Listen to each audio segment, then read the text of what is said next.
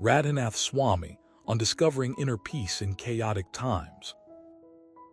Are you living in chaos? Are you feeling overwhelmed by the constant barrage of stressors, challenges, and uncertainties in your life? Have you ever wondered if there's a way to find inner peace amidst the storm? That's where Radhanath Swami comes in. In his book, Discovering Inner Peace in Chaotic Times, he shares profound wisdom and practical advice that can help us navigate through turbulent waters of life. Let me tell you this, as we dive into this exploration of how Radhanath Swami guides us towards discovering inner peace, we'll be guided by his own journey and experiences. Here's something you should know: Radhanath Swami, born in India, has dedicated his life to spreading spiritual knowledge and guidance. His teachings are rooted in Hindu philosophy, yet they resonate with people across cultures and backgrounds. He emphasizes the importance of understanding oneself and cultivating inner peace as a means to face life's challenges with resilience and grace. Here's a real-life example to illustrate this point. Imagine you're a busy professional juggling multiple responsibilities at work, dealing with personal relationships, and facing financial pressures. You feel like you're constantly running on empty, always chasing the next goal or deadline. This is when Radhanath Swami's teachings become invaluable. He believes that true inner peace isn't found in external achievements or possessions, but rather in our ability to handle life's ups and downs with equanimity. So, let's explore how Radhanath Swami's teachings can help us discover inner peace during chaotic times. First, Radhanath Swami emphasizes the importance of mindfulness and awareness. He argues that in today's fast-paced world, it's easy to get lost in thoughts and distractions.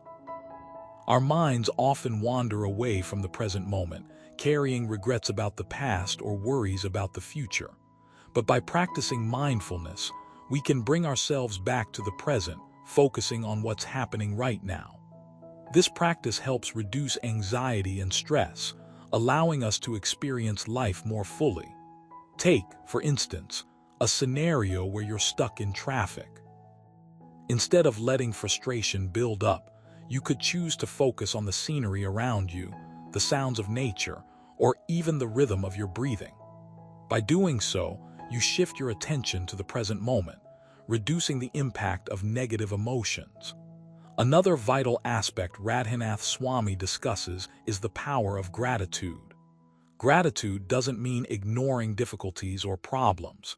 Instead, it involves recognizing and appreciating the positive aspects of our lives. It's about shifting our mindset from scarcity to abundance. Consider this: when you wake up each day, take a few moments to reflect on what you're grateful for. Maybe it's a supportive partner, a good health, or simply having a roof over your head. Focusing on these positive aspects can help you maintain a sense of well-being and optimism, even in challenging times. For many years, Radhanath Swami has been sharing stories of people who have experienced significant transformations in their lives through cultivating gratitude. One inspiring story involves a young man named Rajiv, who was struggling with depression and anxiety. Through practicing gratitude every morning, Rajiv started to notice the beauty in everyday moments, like the warmth of the sun on his skin or the laughter of children playing. Over time, this practice helped him develop a more positive outlook, reducing his symptoms of depression and anxiety. As we continue our journey into discovering inner peace, it's essential to acknowledge the role of self-reflection. Radhanath Swami suggests that by regularly examining our thoughts, feelings, and behaviors, we can identify areas for improvement and make necessary changes. Self-reflection allows us to gain deeper insight into our motivations and desires, helping us align our actions with our values. A personal anecdote that resonates with this concept is my own experience. I used to struggle with self-doubt and fear of failure. By taking the time to reflect on my thoughts and actions, I realized that my fear stemmed from a lack of confidence in my abilities. Once I acknowledged this, I began to work on building my skills and seeking support when needed. Gradually, my self-confidence grew, and I felt more empowered to pursue my goals. As we move forward, let's explore another crucial element of Radhanath Swami's teachings, the cultivation of compassion. Compassion is not just about empathizing with others. It's also about developing empathy for oneself. When we practice compassion, we learn to understand and accept our imperfections, mistakes, and limitations. This acceptance reduces self-criticism and fosters a sense of interconnectedness with others. An example of this is a story shared by Radhanath Swami about a person who suffered from chronic pain. Initially, the individual became consumed by self-pity and resentment towards their body. However, by practicing compassion towards themselves, they were able to let go of these negative emotions and focus on healing.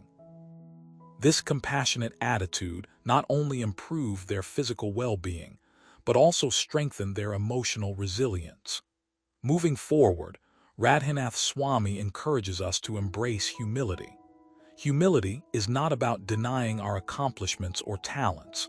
Rather, it's about acknowledging them while remaining grounded in reality. True humility enables us to recognize our limitations and seek guidance from others when needed.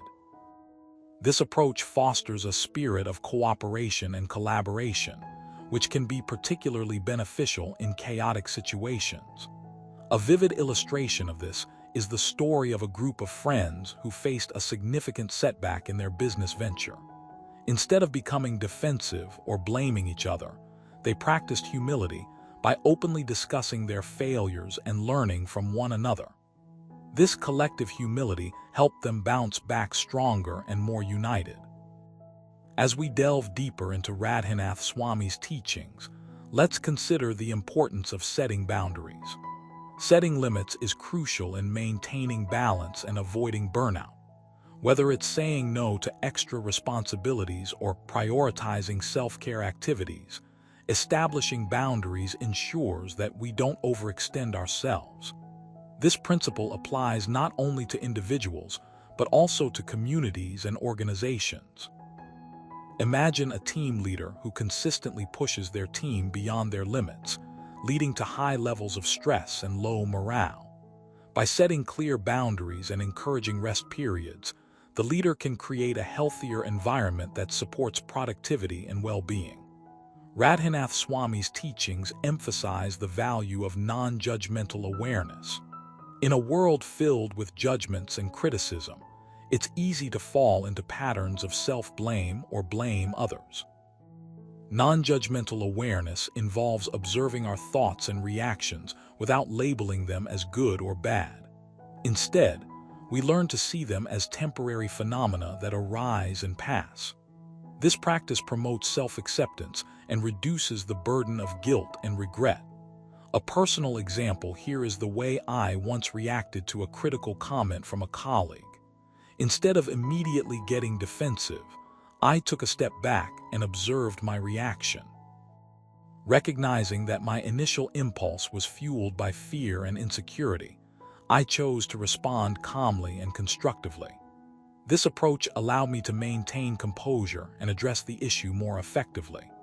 As we progress, let's explore the significance of forgiveness. Forgiveness is a powerful tool that helps us release grudges and heal emotional wounds. It's not about forgetting or condoning harmful behavior, but rather about letting go of the negative emotions associated with past hurts. Forgiveness opens doors to reconciliation and allows us to move forward with renewed energy and clarity. A touching story shared by Radhanath Swami is about a couple who had been estranged due to a misunderstanding. Through forgiveness, they were able to reconcile and rebuild their relationship. This act of forgiveness not only restored their bond, but also deepened their mutual respect and understanding.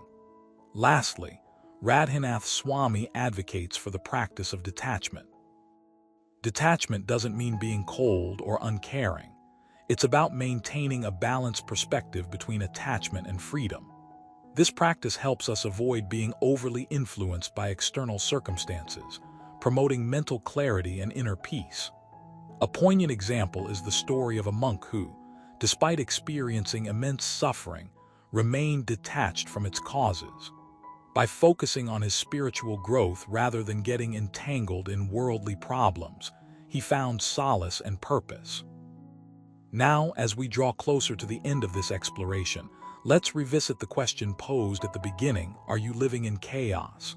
Are you searching for a way to find inner peace amidst the storm? Radhanath Swami's teachings offer a roadmap to navigate these turbulent waters. Mindfulness, gratitude, self-reflection, compassion, humility, setting boundaries, non-judgmental awareness, forgiveness, and detachment are all tools that can help us cultivate inner peace.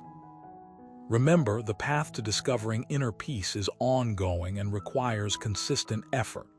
Embrace these practices, and you'll find yourself better equipped to face life's challenges with courage and serenity. In closing, I want to leave you with a powerful quote from Radhanath Swami. Inner peace is not something you achieve, it's something you embody. It's not a destination, but a state of being. So let's commit to embodying inner peace today, and together, we can create a world filled with harmony and tranquility.